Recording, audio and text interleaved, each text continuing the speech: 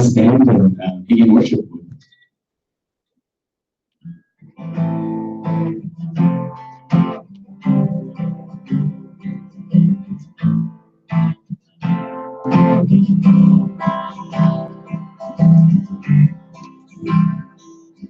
And all the foreign powers, and all the lost and lonely, all the thieves will come confess, and know that you are holy, and know that you are holy. And all will sing out hallelujah, and we will cry out hallelujah.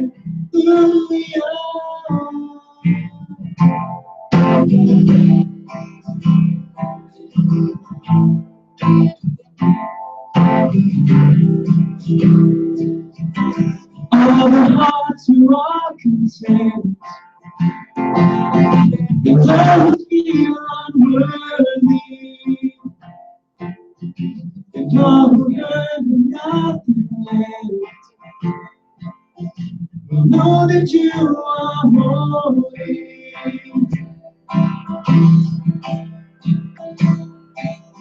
And all will sing out hallelujah, and we will cry out hallelujah, and all will sing out hallelujah, and we will cry out hallelujah.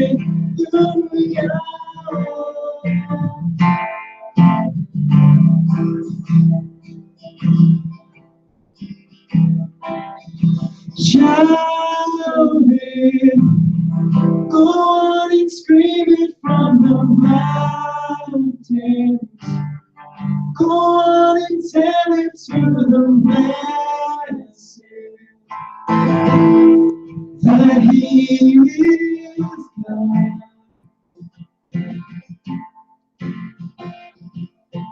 Shout it, go on and scream it from the mountains.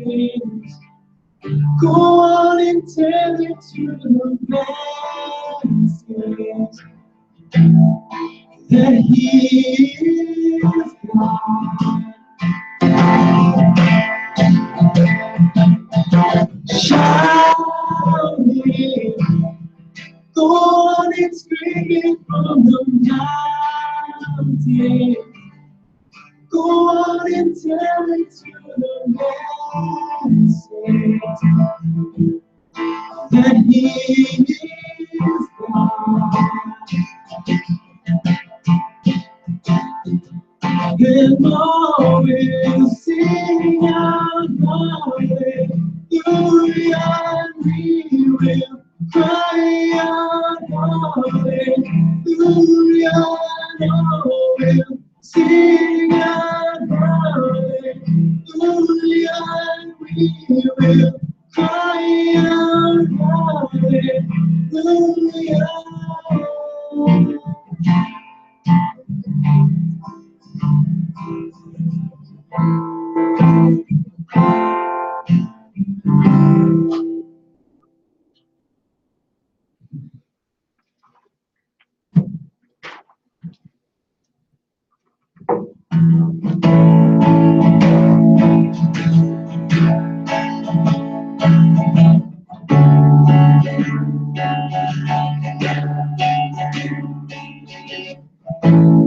There's nothing worth more that will ever come close. Nothing can compare. You are living. Your presence,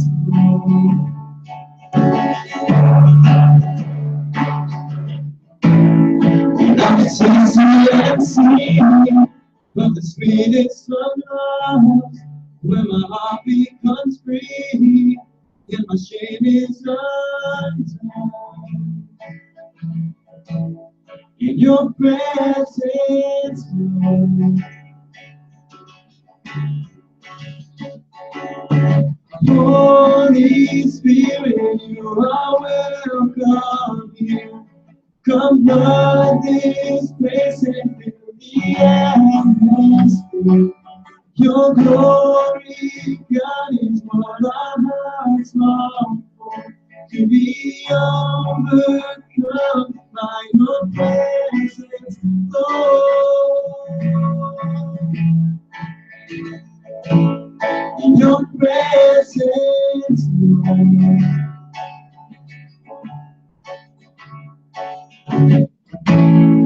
There's nothing worth more that will ever come close. Nothing can compare. You're our living hope. Your presence, Lord.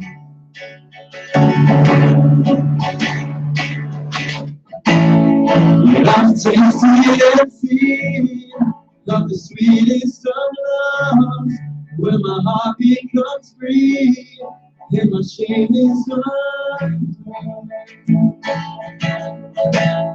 In your presence, Lord.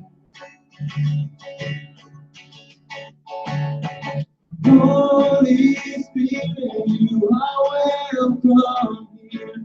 Come flood this place and fill the atmosphere. Your glory, God, is what our hearts long for. To be overcome by your presence, Lord. In your presence, Lord.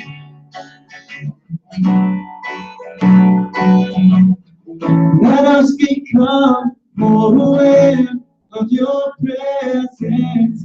Let us experience the glory of your goodness.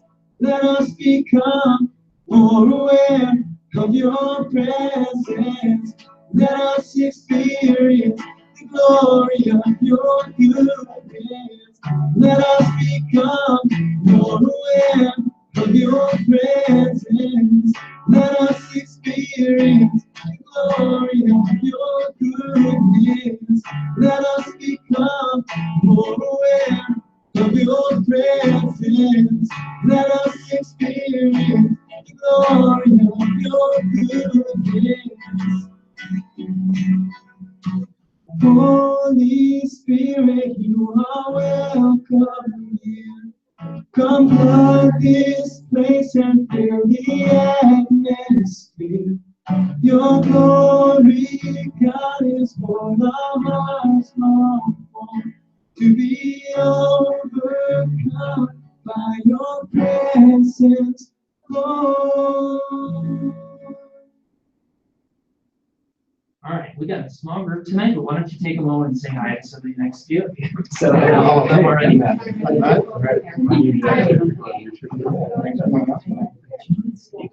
Yeah, sure. I'm joining this meeting. You must be Val. Right. Nice to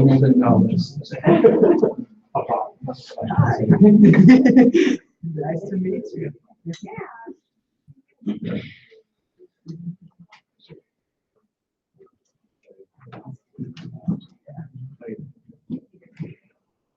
All right, well, good evening, folks.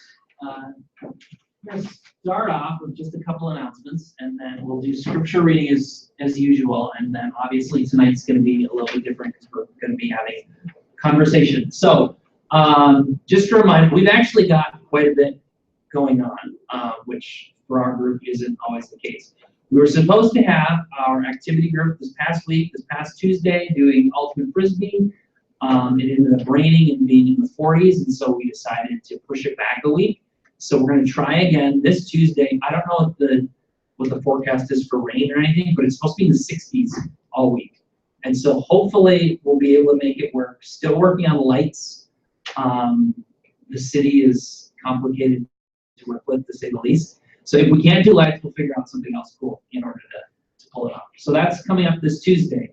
Another reminder, we kicked off last week this cold weather drive where we are collecting cold weather gear for Richfield Dual Language School and Richfield Middle School. And we're starting off these first couple weeks collecting jackets. So as you may have seen when you walked in, there were some people who brought in jackets for this week. If you didn't bring them, that's fine. We're going to be collecting stuff over the next month. If you end up finding jackets like in 2 weeks, we will accept them. We're just trying to make it a little bit easier to remember, like we're collecting this thing and then this thing and then this thing. So we'll do 1 more week of jackets, and then we'll have boots, and we will have snow pants. And if at any point you come across kids' sizes in hats or like weatherproof gloves, they will take those as well. Those are just something that they don't need as much of because they're small and easier to replace. So if you're out and about in the next week and you see some of those things, pick some up. And then I think that's it. Other than tonight, of course, which we'll get into that in just a second. In following the narrative lectionary, I'm going to read our passage for tonight because when I originally talked to Bob about coming, there were a few different dates that were open, and he threw out this one date and said, why don't you see if that works? So this is what we're going to be, what we were supposed to be talking about tonight, and I think that it will fit in very well with what we are talking about tonight. So we're going to be reading from 1 Kings 17, verses 1 through 16, and I'll give you like a 2-minute spiel about what this is addressing and how this fits. So, as soon as I find it, 1 Kings 16, 1 through 17. Now Elijah the Tishbite from Tishbe in Gilead said to Ahab, as the Lord the God of Israel lives, whom I serve, there will be neither dew nor rain in the next few years except at my word. Then the word of the Lord came to Elijah. Leave here, turn eastward, and hide in Kerith Ravine, east of the Jordan. You will drink from the brook, and I have directed the ravens to supply you with food there. So he did what the Lord told him. He went to Kerith Ravine, east of the Jordan, and stayed there. The ravens brought him bread and meat in the morning, and bread and meat in the evening, and he drank from the brook. Sometime later, the brook dried up because there had been no rain in the land. Then the word of the Lord came to him, go at once to Zarephath, the region of Sidon, and stay there. I have directed a widow there to supply you with food. So he went to Zarephath. Sorry. When he came to the town gate, a widow was there gathering sticks. He called her and asked, would you bring me a little water in a jar so I may have a drink? As she was going to get it, he called, and bring me, please, a piece of bread. As surely as the Lord your God lives, she replied, I don't have any bread, only a handful of flour in a jar and a little olive oil in a jug. I'm gathering a few sticks to take home and make a meal for myself and my son, that we may eat it and die. Nice little detail. Elijah said to her, don't be afraid. Go home and do as you have said, but first make a small loaf of bread for me from what you have and bring it to me. And then make something for yourself and your son. For this is what the Lord, the God of Israel, says. The jar of flour will not be used up, and the jug of oil will not run dry until the day the Lord sends rain on the land. She went away and did as Elijah had told her. So there was food every day for Elijah and for the woman and her family. For the jar of flour was not used up, and the jug of oil did not run dry, in keeping with the word the Lord spoke to, or had spoken by Elijah. So these last couple weeks and for several weeks following this, we are talking about God being dynamic, that he's not static, he's in an ongoing relationship with his creation, with his people, and that means he's continuing to act. And so each of these weeks we've been talking about a participle, an ing verb, which communicates ongoing action. 2 weeks ago we said that God is a hearing God. Last week we said that God is a, what was last week? Hearing God. Oh my goodness, that's embarrassing. Hearing God.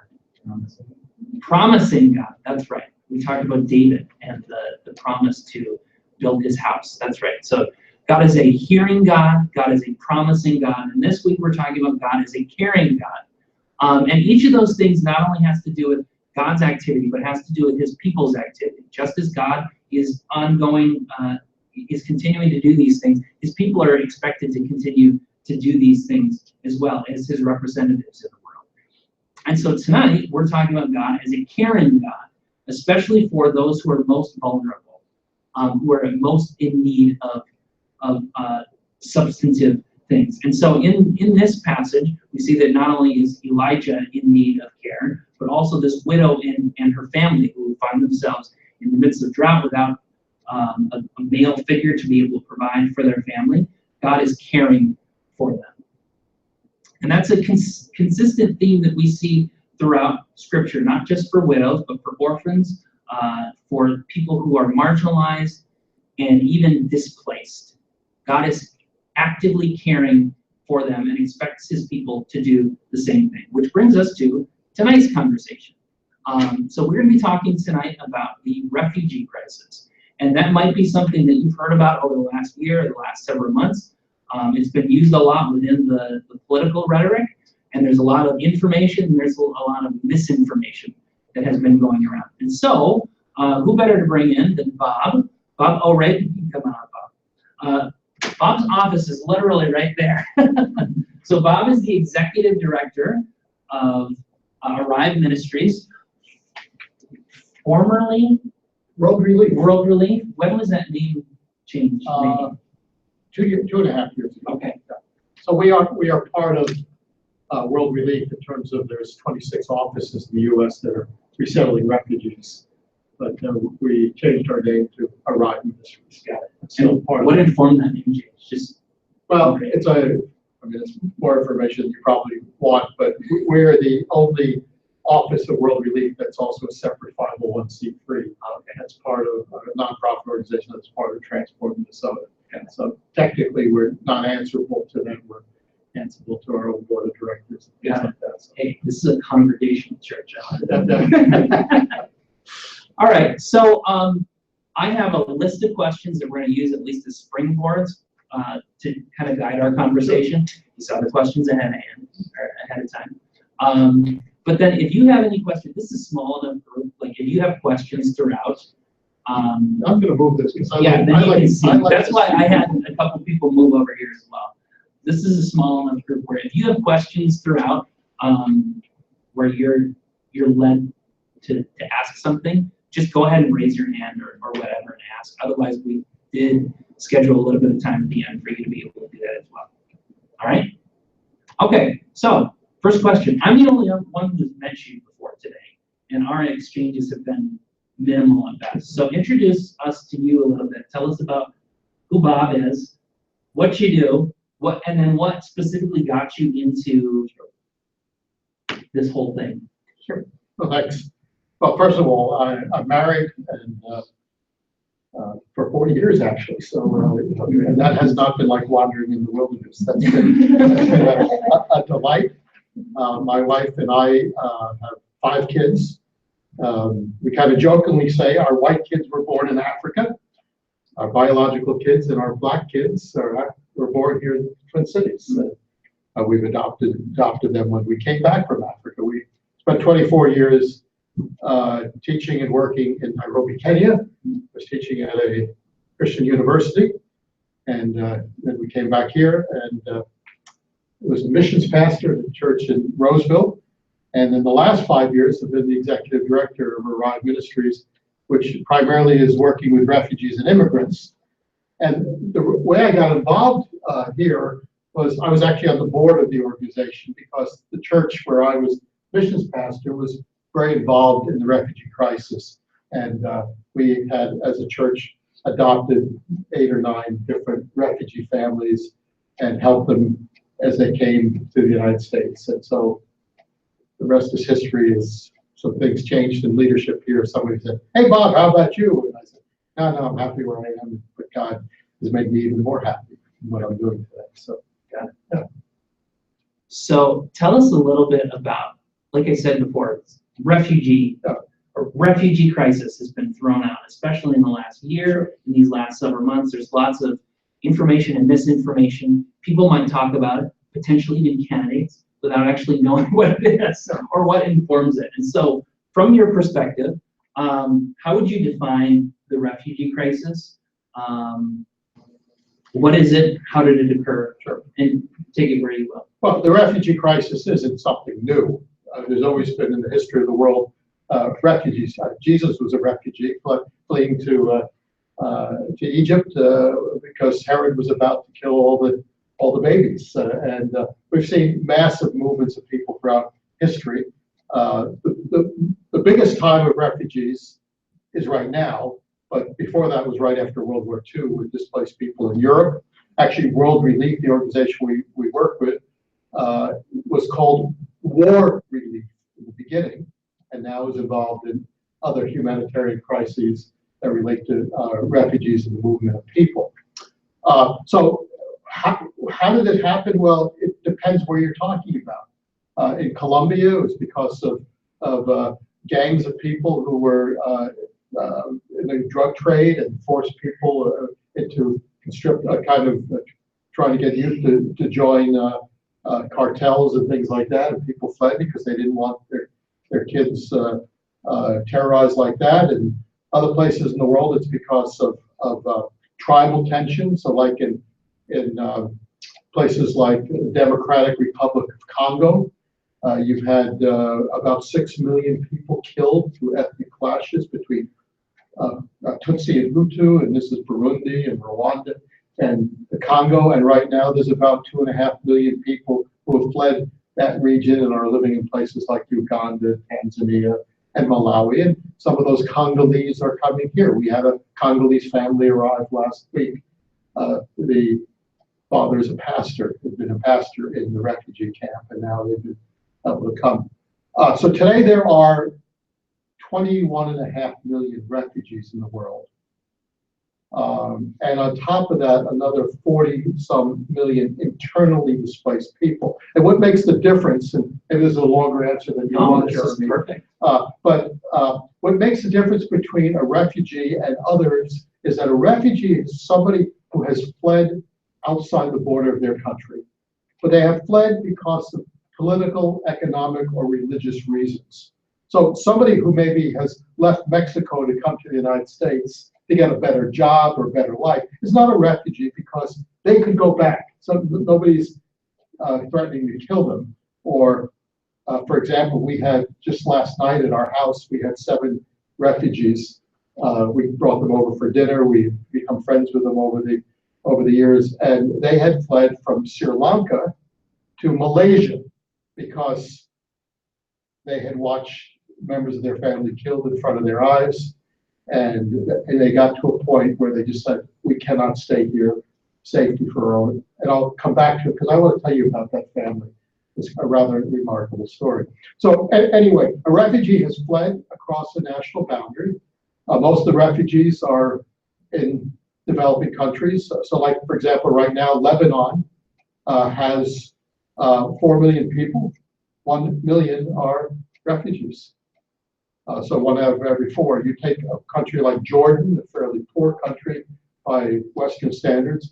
My daughter and son-in-law are working with Syrian refugees right now. 680,000 Syrian refugees, but another 500,000 Iraqi refugees that fled years before that. Or Turkey, 4.5 million refugees in Turkey. So it's a refugee, somebody who's fled across the border. An internally displaced person is somebody who's left their home but had to flee to another part for safety. So let's just take Syria, for example. Syria, there are 5 million refugees who fled the country, and then 8 million who are internally displaced. So you 8 and 5, okay, 13 million people who are not living in their home. That's more than half the population of Syria who has been displaced.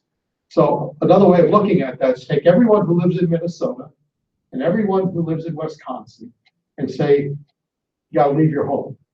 And either you're internally displaced, so you gotta flee to Iowa, or Illinois or North Dakota, or you're going to be a refugee and you have to flee to Canada or Mexico or some other country as a refugee. That's kind of the situation. But it's because of political, economic, or religious reasons that people have fled. And the UN, they classifies and vets people as refugees. So when we talk about 21.5 million, these are people registered with the United Nations High Commission for Refugees. There are others who may be under the radar screen or are just newly have left their countries and have not yet become part of that process of registering as an actual legal refugee. Got it. Yeah. So what has contributed to that 21? Is 21 million right now? 21. So you mentioned Syria, you mentioned Iraq. Right. Are there other places? Yeah, I mean, there's places, I mean, those are two big places today. Afghanistan, there's about 3 million refugees that have fled Afghanistan. You have Yemen today. There's a civil war going on in Yemen between Sunni and Shiite forces, basically people backed by Iran and people backed by Saudi Arabia. And so there's people that fled there. Somalia, we have two Somalis on our staff, a Somali believer, who actually came to faith in Yemen and then came to the United States as a refugee. Ethiopia,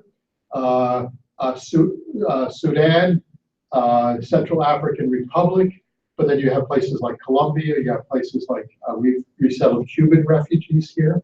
Things have tended to normalize a little bit more. Big populations that have come here to the Twin Cities. By the way, Minnesota has more refugees per capita than any other state in the United States. Now that doesn't mean more refugees, but compared to the size of our population, more refugees as a percentage per capita. And so here we have many Somalis. We have about 80,000 Somalis, but the largest refugee populations came actually a generation before, like the Hmong. There's more than 100,000 Hmong that came from Southeast Asia, particularly Laos and Cambodia, as refugees. Some of the boat people. We have a lot of Vietnamese here, a lot of Liberian refugees here. And the population that's coming in the largest numbers right now are the Karen. K-A-R-E-N, just like the woman's name Karen, but they pronounce it Karen. They're from Burma, or what's modern day Myanmar, and most of them have lived for at least a dozen, if not 20 years in refugee camps in Thailand and in Malaysia. Some have fled elsewhere. And so they're a Christian minority. So most of the Karen that are, they say on a given Sunday here in Twin Cities, 6,000 Karen are in church. There are some Karen churches that have 500 and 600 Karen believers. We have a Karen elder who's on our staff who's helping with refugee resettlement. So there's people from all over, from Africa, from Asia, some from Latin America. Some of the best known refugees are the Palestinian refugees who some of them fled after the 48 war, some after the 67 war, some after the 73 war, because they were either forced or they were feeling threatened out of their homelands in Palestine as Israel was attacked by its neighbors, and in that problem they fled to other parts of the world. So this one leads out of the question you just answered, but also these next two questions are kind of going to be tackling some of the rhetoric that we've heard over the last several months. So I'm just going to use one example, and I won't mention any names, but there is one candidate or one ticket that in the last month was describing refugees as Skittles. Actually did this right before we announced that we were going to be doing this refugee just and what they said was, if you had a bowl full of Skittles and there were 5 that were poison, would you take a handful? Because we would not take a handful. Basically equating that to, we have all these refugees. Yes, there's not that many bad apples in there, but there's bad apples. So why on earth would you get yourself involved thinking that you might end up with one of those bad apples? So there's so much rhetoric that casts off these refugees as things that can easily be discarded or turned away, rather than seeing them as the people that they are. So I just want to hear you talk about the people, and maybe you can talk about the people specifically that you've worked with or that Arrive has worked with? I'll let you take that word. I think you mostly answered the question. I mean, we're created in God's image, and so everyone has value. Is refugee resettlement, are refugees completely safe? Absolutely not. What is safe in this world? I mean, you got in a car today to come here and you took a risk that there wasn't going to be a drunk driver or somebody else who, or you were distracted by, a phone call and you decided to answer that call and whatever might happen. But here's the interesting thing. And God doesn't call us to safety, he calls us to obedience. He says, perfect love casts out fear. And so I would rather be known for one who builds bridges than builds walls. But the US government has allowed 3 million refugees to come here since 1975. Actually, during the Bush administration, we were bringing in about 200,000 a year, and more recently, it's been on an average about 70,000 a year. The Obama administration upped that number this past year to 85,000. But we took 10,000 Syrian refugees out of 5 million. Europe has taken many more, but most of them are still in the Middle East and have no chance of being resettled somewhere else. So let's take the Skittle analogy. Well, in actuality, if you look at domestic terrorism or what any of these refugees have done, of the 3 million that have been resettled here since 1975, not a single one of them has been arrested on domestic terrorism charges. Now, we have here in our own backyard some, like Somalis, who have been arrested for plotting plotting to do harm back in Somalia, to go fight for either ISIS or Al-Shabaab, which is a Al-Qaeda-linked terrorist group in Somalia. So there are people who have been radicalized. Oftentimes they're youth who came here as children. Some of them were not even refugees when they came. They were born here to refugee families. So they've lived their whole lives in the United States. But not a single one has been arrested for doing anything here. Now, some people say, well, what about the San Bernardino bomber? Or what about the Boston Marathon bombers? Well, they weren't refugees. They came in other ways. Like San Bernardino, the man was born here in the United States, and his wife was on a fiancé visa. Or take the 9/11 bombers in the World Trade Center. They were all on student visas coming to the United States. So what we would say basically is that refugees go through a very thorough vetting process. It's about a 24-month process. There's Homeland Security, there's FBI, there's retinal scanning, all the rest. And about 47% who have applied for refugee resettlement are not granted that, not because they're suspected of being terrorism, but just those that are doing the interviewing can't verify their stories. Because when you're a refugee, you didn't flee with your birth certificates and your school leaving certificates and all the rest. You oftentimes in the middle of the night jumped out of a window.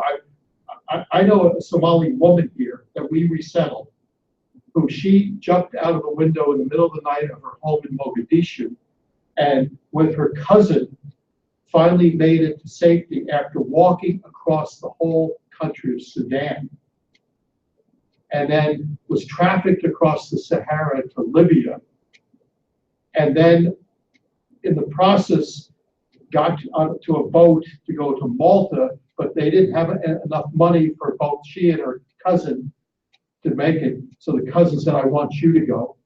And she went. She spent 9 years in a refugee camp in Malta before coming here. So, I mean, if ISIS wanted to put people here, and they could, I mean, they want to do bad things. The refugee process is so long and so complicated that it's much easier to do something else than have them come in the guise of a refugee.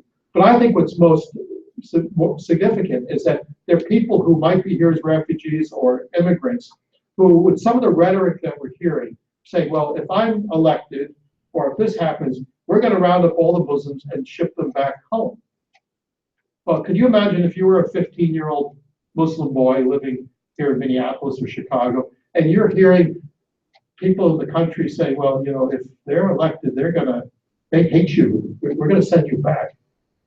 I think that's more likely to drive you to taking an oppositional approach to the United States than somebody like you, befriending them and helping them learn English or inviting them into your home and all the rest. And it's not just refugees. They say that Minnesota has one of the largest numbers of international students, particularly from China. We have the largest number of Chinese students of any university in the United States. But they were also told that only 1 out of every 10 international students will ever be invited into an American home. Here we have the nations at our doorstep and an opportunity to befriend and to show the love of Jesus Christ. And I'm not saying preach at them, it's just being a friend. And God's going to give opportunity to share the hope that is within us as we build those bridges of love instead of fear and all the rest. So are refugees safe? Absolutely not. But they haven't been the ones that are doing terrorism. They are the ones who have fled from terrorists and are coming here for safety. The very things that we fear is what made them terrorists to start off with.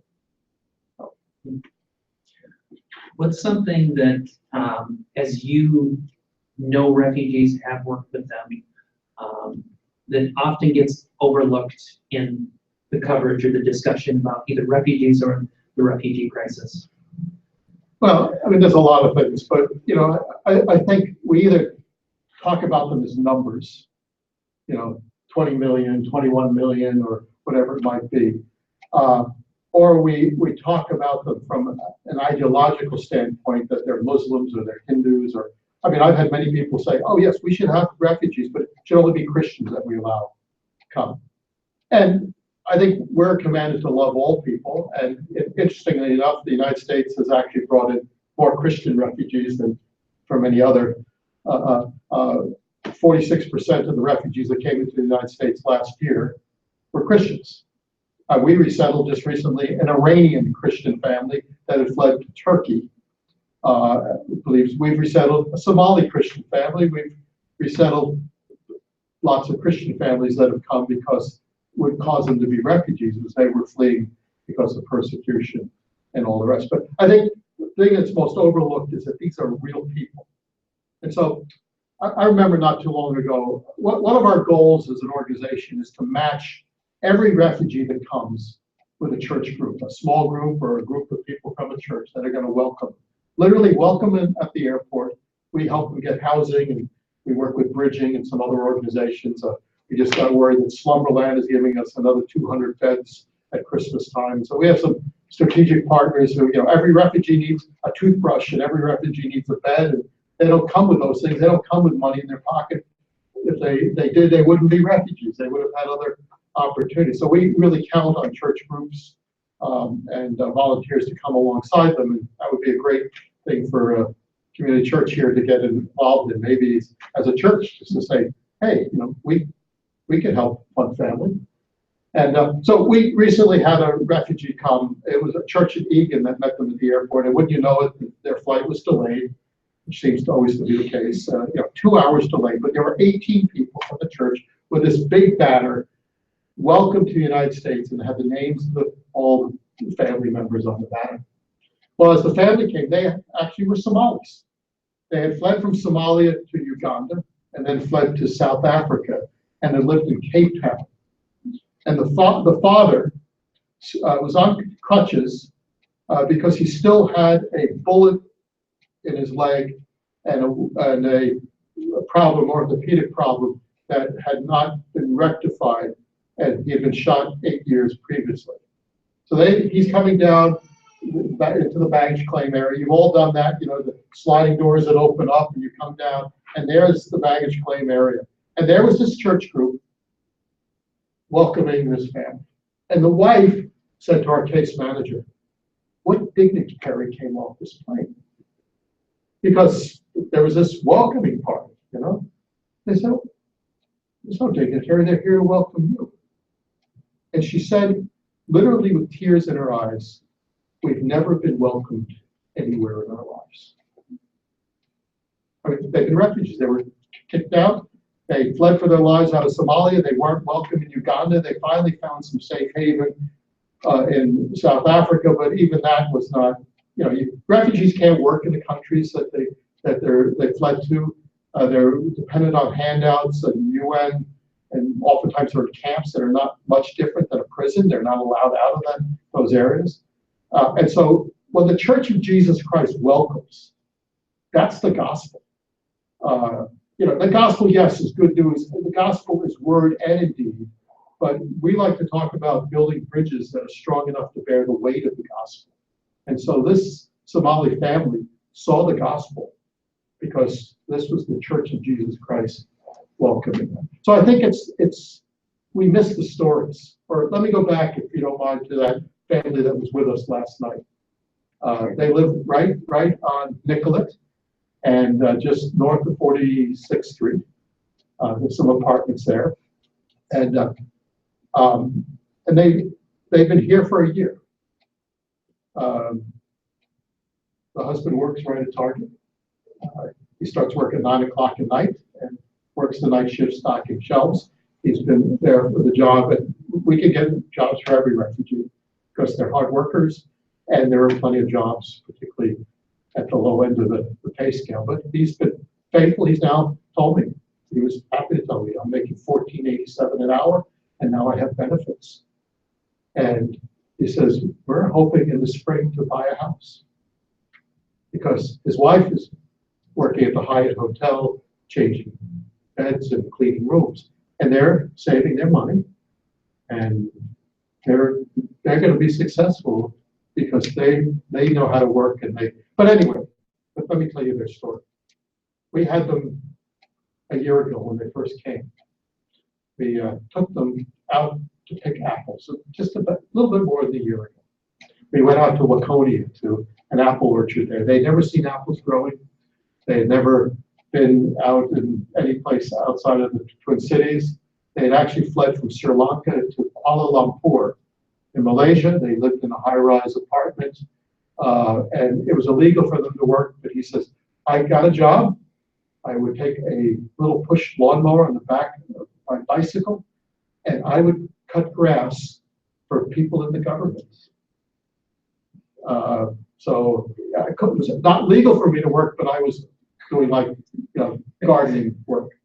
Maybe not too different than some of the Hispanics that might be here, undocumented too. Somehow people look the other way, and anyway, that's for the government. Yeah. Anyway, so that's another whole story. So they lived in Kuala Lumpur for 9 years before being given permission to come here.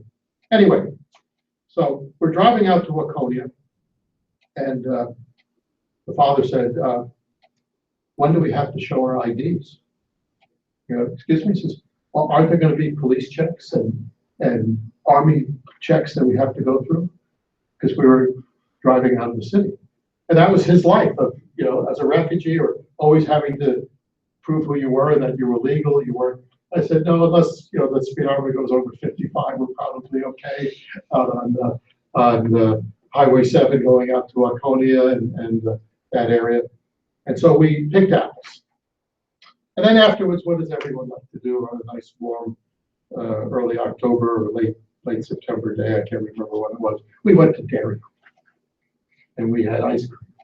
And then we just had a great time, just conversation with us. And actually, one of our adopted sons works at Dairy Queen, so he was behind the counter and they met him and we were joking around. And I'm telling too long a story, but let me tell you that anyway.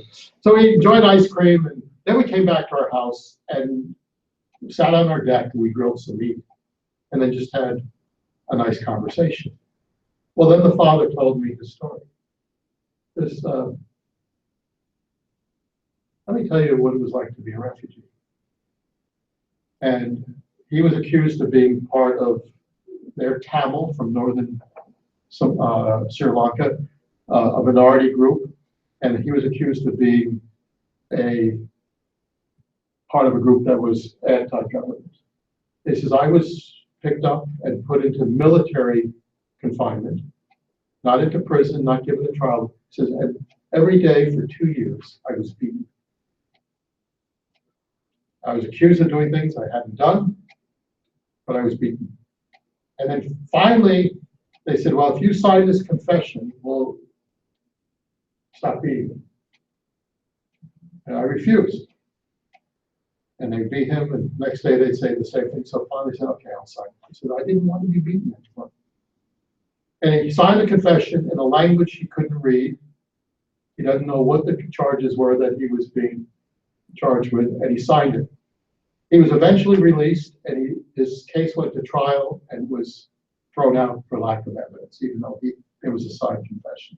So at least the system seemed to work enough to realize that there was not any evidence that he.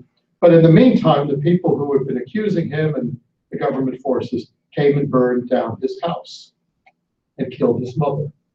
And that evening, on his phone, he showed me pictures of his murdered mother.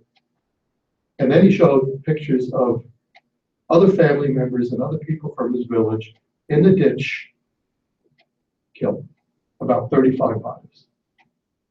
And he says, we just felt we couldn't stay here any longer. And they fled out of northern Sri Lanka to India and then on to Malaysia, where they were refugees. Before the U.S. government, after the UN High Commission for Refugees looked at their case and verified their story, they were then recommended to the U.S. government that these were people who had legitimate claims to being refugees and fearful to go back home, and that they could be resettled here. Well, after telling me that story and talking about our day, he turned to me and said, Bob, this is the best day of my life. And he meant it. What had we done? We'd gone to pick apples. We'd gone to Dairy Queen. And we sat on our deck and grilled some meat and had some conversation as friends. Things that any of us take for granted. Maybe we've all done those same 3 things in one day or whatever. And for him, it was the absolute best day of his life. And we've stayed friends. I mean, they came as refugees. It was my job. It wasn't my job to have them to my home, but it's my job to be reflecting Jesus Christ in his love. And we've kept up with us. They've had us to their home several times. And we've done some other things together. I've taken the whole family, I've taken the boys to Twins games, and we've gone bowling.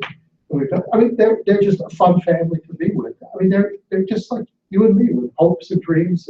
They don't know Jesus, but they will, I think, one day.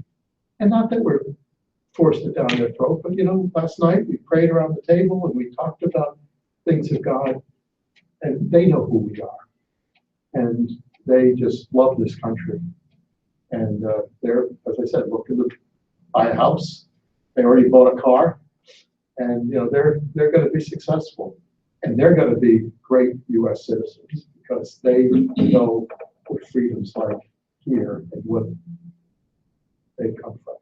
So I think to answer that question, Jeremy, let's not think of them as numbers. Let's think of each one with a story of loss, a story of dislocation, a story of trauma and persecution, and a story that can be redeemed and transformed. But in the process, let's also remember that when we work and make friends with people, we're transformed, because I've learned what it means to be resilient.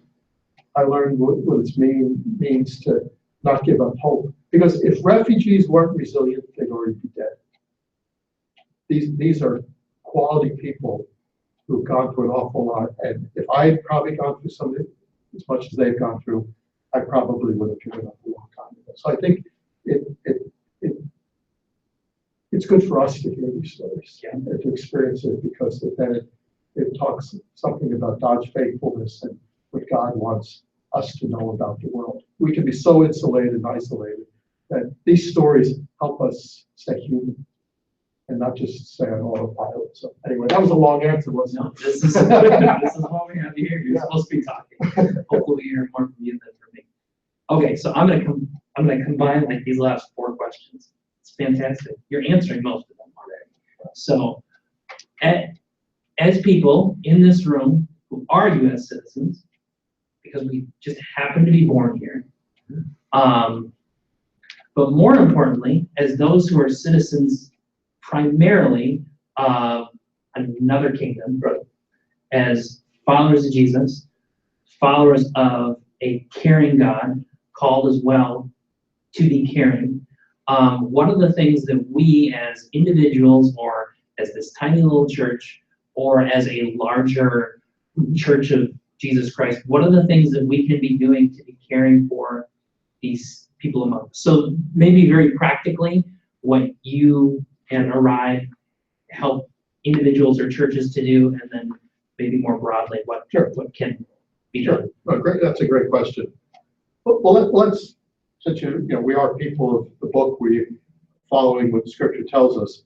Let's go back to Scripture for a moment. First of all, in the Old Testament, the word for foreigner, or sometimes translated, like in the King James, alien, like from outer space, it almost feels like, I hate that word, but it's sometimes used in translations. There's 92 references to the Hebrew word ger, G-E-R, which is translated sojourner or stranger or alien. And almost every one of these passages that uses that word talks about people of God, how they need to treat people fairly and welcome them and say, and oftentimes it's used, and remember that you too are once strangers and aliens. Now, that's spiritually, we were separated from God, without hope and without a future, and God adopted us into the beloved. And so it's a spiritual statement as well as a physical reality that Israel was people who were wanderers. They were in captivity in Babylon. They were, in Egypt as under Pharaoh and all the rest, and God brought them to the promised land and all the rest. So we're always reminded to think of who we are and where we came from, and that all throughout Scripture there is so much teaching. Actually, after the teaching, the most common teaching of worshiping God, the second most is to treat our neighbor as ourselves. It's issues of justice and taking care of the vulnerable, the widow, the orphan, the prisoner, and the stranger. I mean, those the big four in Scripture. They're almost always tied together. So it's not just what do we do with refugees, it's what do we do with widows? What do we do with those in prison? Don't forget the prisoner. Don't forget the widow. Don't forget the orphan. Don't forget the alien or the stranger as a resident in your midst. If you look at the New Testament, just real briefly, one of the biggest teachings of the New Testament of Jesus is to practice hospitality. Don't neglect hospitality. And we think of that, well, I'm going to have some people from the church over. We're going to play frisbee and ultimate frisbee, and then we're going to have barbecue, and that's hospitality.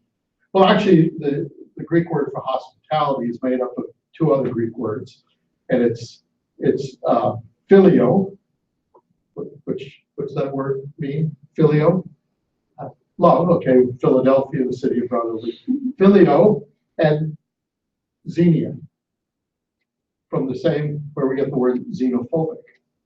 So what actually hospitality is showing love to strangers. So when we're commanded as the church to practice hospitality, it's not just doing a potluck together and we're hanging out together, and that's hospitality. And that's part of it. I mean, I'm not trying to downplay body life and all the rest, but really what God is telling us is look out for the stranger in your midst. And what that looks like, so what does that look like practically? Well, it may look like this. The other day I was at a Super America station. I had a doctor's appointment, and I had to be fasting because they were taking some blood and wanted to make sure that I was, my cholesterol and all the rest wasn't too high. And so after the doctor's appointment, I went and got a cup of coffee at the Super America. Actually, it wasn't a Super America, it was a holiday, so I lied. A holiday station. And as I was paying for my coffee, I just happened to see behind me online was a Somali man. And I said, I'll pay for his coffee too. And the guy said, oh, no, you don't need to do that. And I said, no, I'd like to. I want you to know I'm glad that you're my neighbor. That's all I said. Paid for his coffee, walked out the door, and just as I'm getting in my car, I get a tap on the shoulder. It was this guy. And you know what he said to me? He says, you're not from around here, are you? I said, well, yes, I am. I actually live right up the road. And he says, no. He says, you know, what you just did is not what I oftentimes experience. He was on his way to work in Chanhassen. And for the next half hour, we had this conversation. You want to know who I was, why I did what I did. And I said, well, I work with refugees. And I said, yeah, but that's, you know, and we just had this conversation. And within a few minutes, I just talked about spiritual things. I said, I'm a follower of Christ, I'm a follower of Jesus. And he commands me to treat people like he's treated me. He's loved me and he's cared for me. And he was just so impressed, not with me, but with what I was saying about Christianity and all the rest. And anyway, to make a long story short, he said, I got to go. This was a half hour. He says, can I talk to you further? I scribbled my number and things on a card, and he gave me his number. And we've been in conversation 3 or 4 times a week since. And he's just very, very, very open to what we're talking about. I invited him to our home, and he says, no, that's okay. I just like to talk to you on the phone. But you see, it's a different conversation than most people have experienced. You know, I mean, just recently there was a woman in Coon Rapids who was sentenced to a year in prison because she assaulted a Somali woman who wasn't even speaking Somali. She was speaking Swahili to another friend, which said, you know, why do you come here and not learn our language? Well, the woman speaks very good English, and but you know, just and anyway. So what can we do? I think it's just being a friend. I just say to somebody at Walmart. I mean, you're going to see Somali women as cashiers at Walmart. Taxi drivers are going to be Somali men oftentimes. I'll tell you one quick story. I love stories, but I'll tell you, it illustrates it very. I was at Fairview Hospital visiting somebody a little bit more than a year ago. No, actually, it was probably January of this year. And the guy who took my money, I recognized now. I've lived in East Africa and worked with refugees. I recognized that he was from Ethiopia. So as I was giving him my money, I said, Tenasserim, which is the greeting in Amharic. And he goes, Danana. And then he looks up at me, who is this guy? We got this conversation going. There was nobody behind me in the line waiting. And so we just had this conversation. And I said, well, brother, said, tell me, what's the best Ethiopian restaurant? Oh, no, I didn't say it that way. I said, where's the best Ethiopian food in the Twin Cities? I like ethnic food. I like Ethiopian food. I thought he'd tell me the name of a restaurant or something. He goes, well, my mother makes it. In that 4-minute conversation, I had an invitation to his home. He gave me his number, and that weekend, my wife and I, our 18-year-old son, went to his house for Ethiopian food, met his whole family. We reciprocated a couple of weeks later. And here's the interesting thing. He's been here 8 years. He's a believer, follower of Jesus Christ. And he said, you are the first American home I've ever been. And shame on me, he invited me to his house before I invited him to my house. So what can we do? Yes, there's programmatic things. We can adopt a family when they first come. It's just treating people like we want to be treated. It's not looking the other way when somebody looks a little different. They dress differently, and we don't. It's just, you know, what I oftentimes say to somebody, I'll say, I look at them and I know they're probably weren't born here. Maybe they were. Sometimes they surprise me. I'll oftentimes say, I'm just interested. Can you tell me where your family's originally from? Sometimes they'll say Chicago, but sometimes they'll say Ethiopia or Sudan or whatever. I say, well, what is it like living here? And oftentimes it's very positive, but you just get in a conversation. I think you just, And maybe that's all you do. And then I'll just say, God bless you, have a great day. But other times you get into a conversation that leads to something that has great kingdom opportunities for it. So, yeah, I think that on top of that, there's ways that people can get involved. We have 28 sites here in the Twin Cities where we are doing Somali adult literacy training. And there's about 250 volunteers every week who are going to one of those sites into apartments, tutoring kids, teaching Somali women or men to read and write English. Oftentimes they're non-literate in their own language. But we have others that are doing adopting families and working with those families. We have others that are helping with citizenship classes.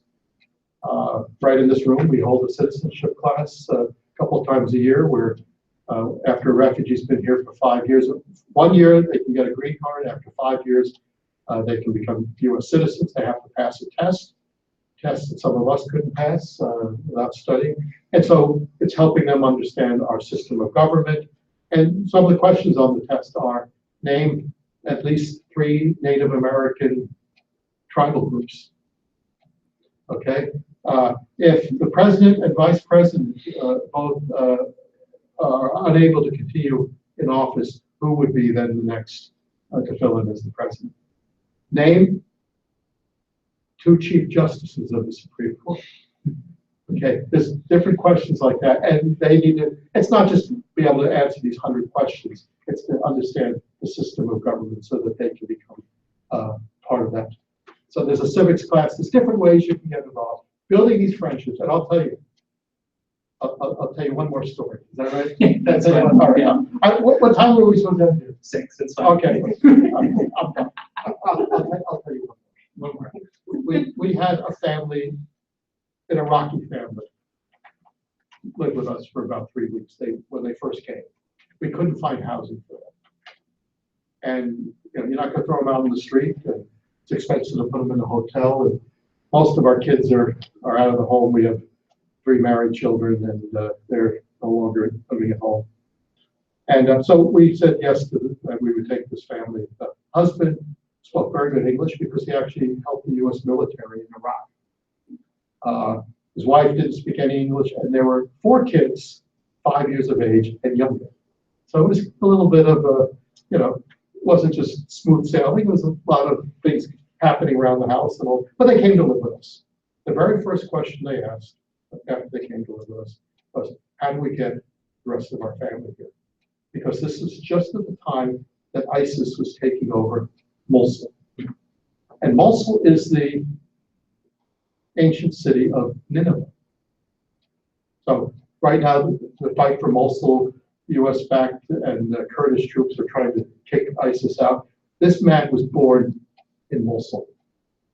And he says, my family has fled. We had fled. I'm afraid for their lives. And how can we get them here? Well, interestingly enough, we did some application and several members of his family have come. But in the meantime, after they lived with us, we got them housing. They decided to move to Moorhead because there's a lot of other Kurds, and particularly Yazidi. Okay, you've heard of the Yazidi people? Okay, the Yazidi were particularly the young girls, with many of them taken as sex slaves by ISIS. Yazidi are not Christians and they're not Muslim, but they're seen as infidels or kafir by Islam. And they were given 3 choices. You convert to Islam, or you die, or you have to flee. And so many of the families fled, but some could not escape in time. And there's been about 3,500 young girls who are sex slaves to the ISIS movement. And they've been sold, they've been all the rest of it. So they wanted to get their family here for safety reasons. So they went to Moorhead. We've stayed in touch with them. We've actually gone up to Moorhead to visit them. Well, this July, our oldest adopted son passed away unexpectedly. And we had some things on Facebook about the service and all the rest. And lo and behold, standing in the lobby before the service, and this family from Moorhead comes to the funeral. And Isaac, the father, said, this isn't the right word. They said, it's our duty to come. You are our family. We had to be here. And so they came, and after the service, they came back to the house along with my brother from Alabama, and they were part of it. I mean, they were family. And he said to me, he said, I was so impressed with the faith of your family in the midst of this tragedy. And I got tears in my eyes right now. Yes, for the loss of our son, but also the powerful testimony of the gospel being lived out as we demonstrate in word and deed the love of the Father to us. And so they came all the way from Moorhead to be with us and to join in a very solemn and sad time. I think of what Paul wrote the church of Thessalonica. He said, you became very dear to us, like our own children. And I think that what has happened, not in a paternalistic or way, but many of the refugees we work with, they're like family to us. Because I think we've been enriched by building those relationships, and hopefully they've been enriched by seeing God at work in our lives as we let our light shine before men, that they may see our good works and glorify not us, not our own ministries, not the church, but may glorify Jesus. In His name we do all this. Amen. Here's what we're going to do. If you have questions, you can talk about it afterwards. We're going to cut the last song, and I'm just going to close us in prayer. So I'm going to pray for Bob, their ministry, our ongoing ministry, and try to navigate this conversation as individuals and as church and as a broader church. And you're free to go. Sound good? And I have some myths and facts about refugees here and some other material. So I mean, and you can go online and look at our website. You probably have 1,000 questions, but a lot of them are there because they've been asked before a lot of times. Bob was at our technically grandparent church, Wooddale and Eden Prairie this morning, 5,000 people. And he comes here to this group of 12, something like that. So. Oh, what they said, there was 12 who turned the world upside down. Yeah. And some of them were, those smelly fishermen, the sons of thunder, if there were motorcycle gangs, they would have had it on their back there. So, dirty tax collectors. All right, I'll pray. God, I thank you for Bob and his ministry for decades, formally and informally, in welcoming the foreigners among him and among his family, be they refugees or immigrants or just neighbors. God, I also give you thanks for the ministry of Arrive Ministries right here in this building, in welcoming those people in Jesus' name, and helping individuals and churches and other organizations to do that same thing, to love their neighbors as themselves, as an extension of their love for you. And God, I lift up these 21 million people who are not just statistics, are not just skilled, but are people created in your image. And God, as individuals and as a church, as a local church and as a global church, may we see these individuals and weep over the situations that they are going through as if they are your son Jesus, as you tell us in Matthew 25. When you serve the least of these, you have served me. So God, may you lead us as individuals and as a church to reach out to our neighbors in big ways, in small ways, in programmatic ways, in natural relationship building type of ways, so that we might see your kingdom come in its fullness in and around us.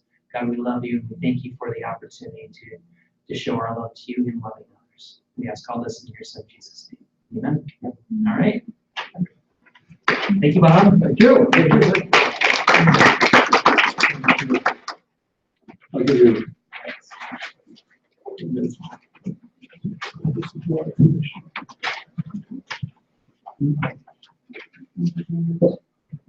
Sorry.